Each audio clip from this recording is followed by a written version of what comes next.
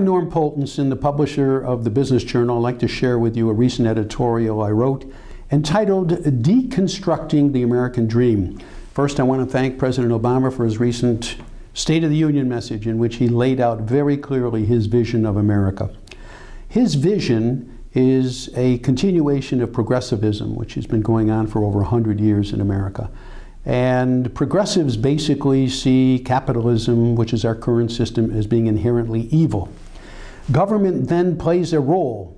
They have to rein in the greed that's inherent in the capitalist system. And they do it by regulating the economy and our lives. Government has to be the protector of the citizens. It's what Franklin Roosevelt called freedom from want. So that means health care for all, education, including higher education for all, pensions, labor protection, welfare, and how do we run this system? Well, we run it with technocrats who then work with bureaucrats. Technocrats obviously are much smarter than the individual in determining what kind of investment should this society be making, which industries are deserving of our focus. And where government originally focused on helping the lower classes, the poor, now obviously the middle class, where all the voters are, has become the focus of our government. And all of this is cloaked in fairness, and that's the universal term. This is not the traditional vision that I grew up with. It's not the traditional vision of America for over 200 years. And I think Mitch Daniels, in his rebuttal after the President's State of the Union, talked very clearly about the focus on individuals as being our main societal focus. Who decides what's best? It should be the individual, not government. We should have individual responsibility. We need to talk about pro-growth, a term the President rarely uses. We need to talk about the ladder of opportunity, and we need to talk about equality, not in the sense of equal outcomes where everybody gets the same thing, but equal opportunity so we can all climb that economic ladder. And also, Mitch Daniels talked about the role of religion, family, civic groups, and how important they were in binding our society together. And finally, he talked about the reward that goes along with risk. Those who take greater risks should get greater reward.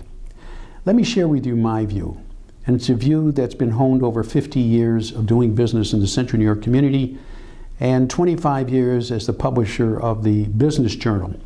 I see business people as artists.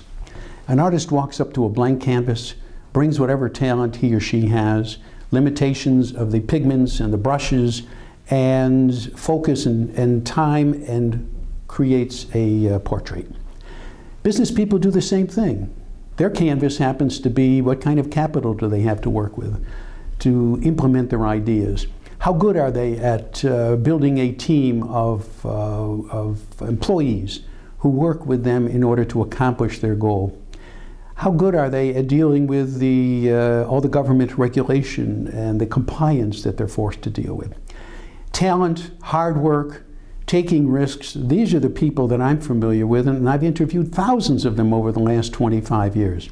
These are the people who create the wealth in our society. These are the people who give back to the community to make it stronger. The President's dream is a dream of deconstruction. I'd like to talk about reconstruction. I'm appalled at the idea that we're pitting one part of society against the other, which is traditionally called class warfare, where somehow we have singled out the super rich. I want to share with you something. I'd like everybody to join the super rich. I'd also like to dispel a myth about the middle class. If you look at the statistics for the last 30 years, and you define the middle class by quintiles, and you take those people making $35,000 to $105,000, those making more than $105,000 have increased.